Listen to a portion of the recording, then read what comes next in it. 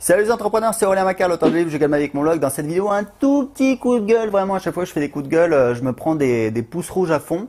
Sur qui je vais taper ce coup-là? Non, mais c'est jamais des trucs méchants, mais des fois, il y a des gens qui sont pas trop d'accord avec moi. Bref, plutôt que de laisser un pouce rouge, écrivez-les dans les commentaires. C'est plus intéressant, ça fait avancer la discussion. Je vous répondrai, je réponds aux commentaires personnellement. Et c'est vraiment pas méchant, mais c'est un truc. Moi, si vous voulez, je fais toujours des vidéos dans l'optique de vous aider. Après, ça plaît pas forcément à tout le monde malheureusement, mais c'est ma vision, c'est ce que je pense vraiment. J'ai fait une vidéo sur voilà pourquoi faut pas habiter en Thaïlande. Enfin, pas pourquoi faut pas habiter en Thaïlande, c'est pas ça, mais pourquoi moi personnellement j'ai décidé de pas habiter en Thaïlande. J'ai habité voilà dans plusieurs pays, je peux habiter n'importe où avec mon business. Et j'ai des gens qui sont tombés dessus, oui, mais voilà, machin, etc. Ma poule, pas de souci, je respecte ton opinion. Et je pense que la Thaïlande c'est une super option si vous êtes à Paris et que vous gagnez 2000 balles. Je pense qu'il vaut mieux être en Thaïlande et gagner 1000 ou 1500 balles. C'est clair et net, d'accord? Mais voilà, si vous avez la possibilité, il y a encore mieux. En tout cas, moi, j'ai pris la décision de ne pas habiter en Thaïlande. Il y a des raisons pour ça. C'est ce que j'explique dans la vidéo. Pareil, le marketing de réseau, j'en ai parlé dans une vidéo. Il y a plein de gens qui me sont tombés dessus, etc. Je dis, attendez, j'ai pas dit que c'était de la merde. J'ai dit qu'il y avait des trucs qui étaient vraiment pas bien. Il fallait faire attention. Et il y avait des gens sérieux. Et voilà, et c'est tout. Et c'est mon avis. Et tout le monde est, enfin, le monde n'est pas tout blanc, tout noir. Il y a des zones de gris, on peut en discuter. J'en discute dans mes vidéos. Donc, le petit coup de gueule, c'est vraiment pas grand chose. C'est en fait par rapport à des trucs que j'ai vu récemment. J'ai regardé, alors Masterchef, mais j'ai regardé Masterchef USA avec ma femme. Il y avait sa mère qui est venue. Enfin, bon, bref, voilà, on s'en fout. Mais bref, on s'est regardé Masterchef. J'avais jamais regardé, je connaissais de nom. Je sais qu'en France, voilà, c'est un programme qui est assez connu. Et donc on a regardé Masterchef USA, donc en anglais, voilà. En fait, si vous voulez, alors je sais pas si c'est pareil en France, mais Masterchef USA, les mecs, ils sont pas là pour rigoler. Ils sont là parce que ils ont lâché leur job et ils veulent gagner. Et pour eux, c'est un changement de vie. Ils vont être des chefs, etc. Et ça va être un truc de dingue. Donc il y a beaucoup d'émotions, il y a beaucoup d'implications. Voilà, c'est un super programme qui est vraiment sympa à regarder, etc. Et je crois qu'on a regardé, je crois que c'était la saison 5. Et en fait, la gagnante, je sais plus comment elle s'appelle d'ailleurs. Bon, bref, elle a la vingtaine. Et en fait, voilà, elle a eu un parcours difficile, elle n'avait pas une thune. Alors, c'est marrant parce que ils disent, je crois que quand ils la présentent, ils disent son travail, c'est aerial dancer, danseuse aérienne. Pourquoi? Parce qu'en fait, elle travaille dans des clubs de striptease et elle fait du pole dance. Donc voilà. Donc pour elle, elle veut vraiment s'en sortir, elle a vraiment les crocs. Et comme ça fait quoi, 2 ans, je crois que la saison est terminée, je me suis dit, bah, je vais chercher sur internet pour voir un petit peu ce qu'elle est devenue. Où ça l'a amené justement cette fameuse expérience de Masterchef. Et j'ai été super déçu. En fait, actuellement, elle est, alors je crois qu'elle est à Denver, dans le Colorado, ou dans l'Utah, je sais plus. Enfin, moi, un état un peu, voilà, bon, bref, why not? Mais en fait, elle travaille dans une boulangerie. Et elle fait des croissants et des pains au chocolat. Alors forcément, c'est un petit peu haut de gamme quand vous êtes aux États-Unis. Les croissants et le chocolat, c'est pas tout le monde qui fait ça, etc. Mais du coup, elle doit se lever à 4 heures du matin. Elle fait des croissants, des pains au chocolat. C'est pas son business, c'est le business de quelqu'un d'autre. Et je me suis dit, bon, elle a changé de métier.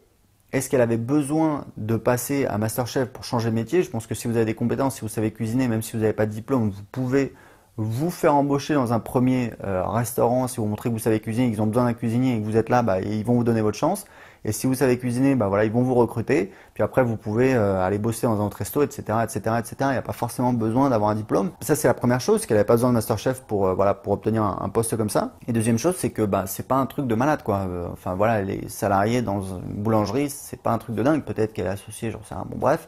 Et j'ai regardé un petit peu les autres gagnants et c'est pareil, ils vivotent, ils font des trucs, ils profitent un peu de leur notoriété. Mais vous allez voir la page Facebook, ils ont 700 personnes qui les suivent, ils essaient de faire des trucs, etc. Mais grosso modo, ça galère. Et pourquoi je vous dis ça? Parce qu'en fait, pour moi, c'est un truc super important, c'est qu'aujourd'hui, c'est un petit peu la génération de nouvelles stars. C'est-à-dire, voilà, on voit à la télé la nouvelle star, les mecs, ils gagnent, etc. Et après, ils sont célèbres. Alors en pratique, on a des chanteurs qui ont fait les télécrochets, etc. et qui aujourd'hui en vivent. Mais ce que je veux dire, c'est que j'y viens. Vous dites, quel rapport avec moi? Je suis pas chanteur, je suis pas cuisinier. Vous avez pas tort. En fait, là, j'ai rencontré un petit jeune qui habite à Barcelone, puisque voilà, il voulait faire de la photo. Moi, je fais un peu de photo, on s'est baladé, etc. Et il m'expliquait, lui, il veut se faire connaître. Donc, on a parlé un petit peu, il a bossé dans le marketing digital, etc. On a parlé un petit peu de ça, etc. Et il me disait, voilà, je vais essayer de me faire connaître, c'est pas facile. Et il me disait, voilà, si j'ai, par exemple, voilà, des photos ou un contenu, je pense que c'était des photos, qui sont repris par Combini, qui est un site que je connais de nom, enfin voilà, je crois que c'est des news, des trucs viraux, etc. Et ben voilà, grosso modo, voilà, je vais être pépère. Et je lui dis, mais non, justement, c'est ça l'erreur de penser ça. C'est que tout le monde pense dans notre société que voilà, il faut faire un coup. C'est le buzz, c'est le truc viral, etc. Alors qu'en fait, c'est pas ça qui fonctionne. Moi, je suis passé à la radio, je suis passé sur France Info suite à la sortie de mon livre Je gagne avec mon blog, c'était en 2014. Et voilà, j'ai fait une interview. Et c'est marrant parce que une fois, un événement, un séminaire, j'ai quelqu'un qui était un footballeur professionnel qui était venu et qui avait acheté ma formation, qui était venu à mon événement. Il m'a dit c'est parce que je t'ai entendu sur France Info, donc c'est rigolo. Mais si vous voulez le truc, moi j'ai des clients qui sont passés à la télé. Ce qui se passe, c'est qu'à la limite, vous pouvez avoir un pic de trafic comme ça sur votre site internet, mais voilà, c'est tout, ça s'arrête là. Déjà, c'est pas forcément qualifié. Il n'y a pas forcément beaucoup de personnes qui vont s'inscrire à votre newsletter, qui vont acheter vos produits. Et puis surtout, c'est pas un processus, si vous voulez, stable sur le long terme. À quoi ça vous sert d'avoir des passages médias? C'est après de dire, bah voilà, j'ai été vu dans tel média, etc. Ça vous donne de la crédibilité pour convertir d'autres personnes, de devenir clients, mais c'est pas ça qui va véritablement vous attirer du business, vous permettre de créer du business sur le long terme. Donc c'est super important de comprendre ça. Moi j'ai une cliente, Nathalie Gabiro, qui a créé un blog rentable et derrière elle a créé une agence immobilière dans le sud du Portugal. Et comme le Portugal est très à la mode, elle est passée je crois 2 fois dans le JT de France 2, parce que maintenant c'est toujours elle qu'ils appellent quand ils ont besoin de parler du thème. Je pense pas que ça lui a apporté beaucoup de business, peut-être quelques clients, etc. Mais si vous voulez, c'est plus le fait de dire voilà, sur son site internet, on est passé au JT de 20h, etc. On a eu des passages presse pour augmenter votre crédibilité, améliorer votre conversion par rapport aux gens qui visitent votre site. Mais c'est pas ça qui va vous permettre de créer un business rentable et pérenne. Comment créer un business rentable et pérenne? C'est un peu moins sexy en fait. Il y a un livre qui s'appelle The Millionaire Fastlane de MJ DeMarco, qui est un super livre. Je crois qu'il a toujours pas été traduit en français. C'est vraiment une référence sur comment créer un business rentable. C'est quelqu'un qui a créé un business qui faisait, je crois, $1 million de chiffre d'affaires. Non, je crois qu'il faisait, je sais plus s'il faisait $100 000. Non, je crois qu'il faisait $100 000 ou 1 million par mois, je sais plus. Il l'a vendu, il a re-racheté et voilà, il parle un petit peu de ça. Il explique, il dit que tout le monde peut réussir, mais on a l'impression qu'en fait, quand on voit le mec voilà, qui accède à la postérité, etc., on parle de lui sur les médias, il dit qu'en fait très souvent, c'est quelqu'un, ça fait 5 ou 10 ans qu'il bosse, et c'est juste que c'est venu son moment de passer sous la lumière des caméras, mais c'est quelqu'un qui travaille sur son business depuis des années. Et c'est pas le fait de passer à la caméra qui va changer fondamentalement son business ou sa vie, ça va plus être en fait une conséquence, un résultat du travail qu'il a fait et qui lui a permis avant ça de créer un business rentable. Donc comment on crée un business rentable? C'est simple, ça se fait en fait au cours du temps, au fil des années. C'est pas un truc qui se fait comme ça.